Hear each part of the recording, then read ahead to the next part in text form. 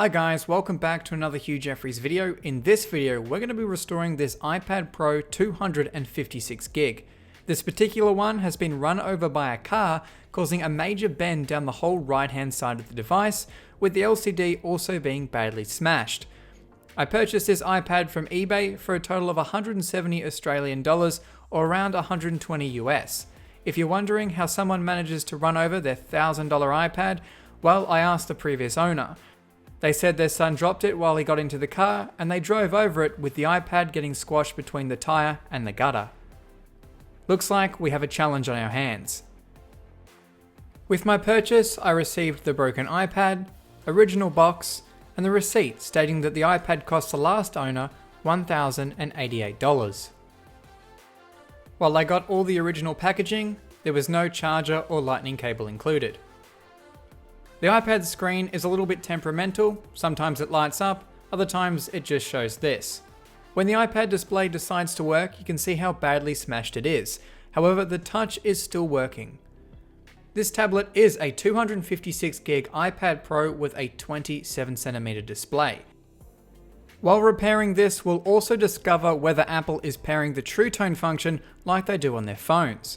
On the back, the iPad has countless stress marks in the areas that the device has been bent.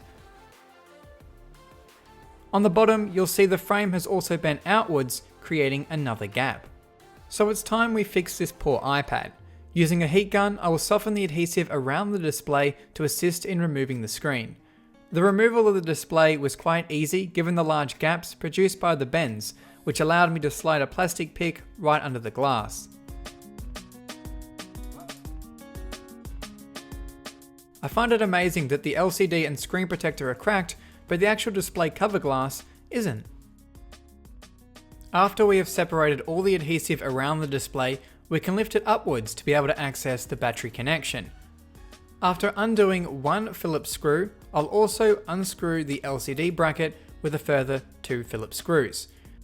This proved challenging as the display cables are so short, and with the frame being bent, I wasn't able to lift the display up as much. However, before we unplug any of the 4 connectors, I must first disconnect the battery. The iPad doesn't have a battery plug, but rather a clamp style connector, so I'll break the flow of electricity by inserting a plastic pick. With those 4 connections disconnected, we can remove our LCD panel.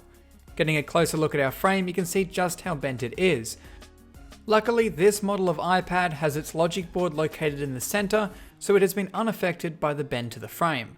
This housing is in good condition other than the bend, and while I could purchase a new housing for around $120, I'm just going to try and fix this one. Putting my muscles to work, I'm going to start by just trying to press the iPad flat.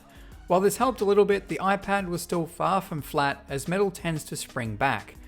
So I'm going to use 2 old iPad housings to lift up one part of the iPad. This way I can bend it more than I need, with the metal hopefully springing back into the shape I want. While I aim to get it close to perfect, metal is a very hard material to get straight after being deformed. I tried various other methods like bending it against the table, and even involved a hammer for the lower portion where the frame had bowed outwards. To prevent any damage to the tablet, I wrapped the hammer in 2 layers of microfiber cloth. Once I was happy with the outcome of the frame, it was time to prep our new display. We'll need to transfer the Touch ID home button and camera bracket to our new screen. This is the most daunting process of the entire repair, as Apple pairs each home button to the iPad. Replacing this button will remove the Touch ID function entirely, with Apple being the only ones to repair it. After the removal of our camera bracket, I'll need to apply some fresh adhesive so that it sticks to our new screen. Correctly positioning that in place, I can then install our home button into our new LCD panel. For the home button bracket, I'll also apply 2 new pieces of adhesive. This should help prevent the home button from becoming loose inside the iPad.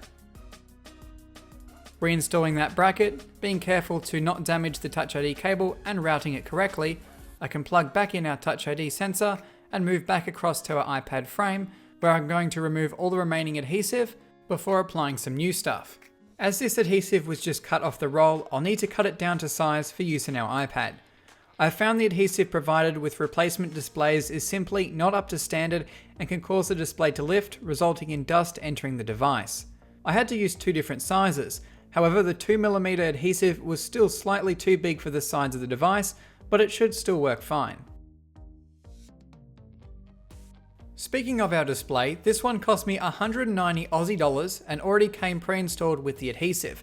The adhesive used is really weak, so I removed it so we can just use the one I've applied to the iPad. With the display ready for installation, it's time to painstakingly reconnect the 4 screen cables. Given the design of this iPad, the cables are very hard to access and reconnect. With those in place, I can reinstall the bracket and the 2 Phillips screws on top. Reconnecting our battery, it's time to test out the iPad. With our device on, I could do some tests of the touch, cameras, sound, and other aspects of the device. With everything working, I could place a small object under the display to keep it hovering above the frame so that I was able to remove all the protective film from the adhesive. Removing our small object, it's now time to seal the 2 halves together. Simply line them both up and press the screen into place. Giving the iPad a quick clean on the back with some alcohol and a microfiber cloth, all that's left to do is remove the plastic protective film and install a tempered glass screen protector. And we're done. So this is it. We took a once destroyed iPad Pro that had been run over and made it almost perfect. Externally, the device has been restored into an almost perfect state with only a few noticeable flaws. I'm amazed at how well this housing turned out. Granted, there are a few small flaws such as parts not being 100% straight, but from a distance you can't tell that somebody ran this iPad over. I'm happy I chose this method over buying a new housing. Not only did I save $120 and labour, I also saved the housing from ending up as waste. This whole device cost me 360 Australian or 260 US dollars. These devices are still selling on eBay for around 550 to 700 Aussie dollars. Everything on this iPad is working as it should, including the 120Hz display, which provides the feeling of an ultra-fast tablet. As for the display, while the 120Hz refresh rate is working, I was amazed to see that True Tone hasn't been disabled like it would have been on an iPhone if someone hadn't reprogrammed the old screen serial number into the new display. And on that note, this has been a Hugh Jeffries video. If you like what you saw, hit that subscribe button and consider checking out the tablet playlist for more videos just like this one. And if you're looking for any tips or what tools I use to repair devices, be sure to check out my website, link for which is down in the description. That's all for this video, and I'll catch you guys next time.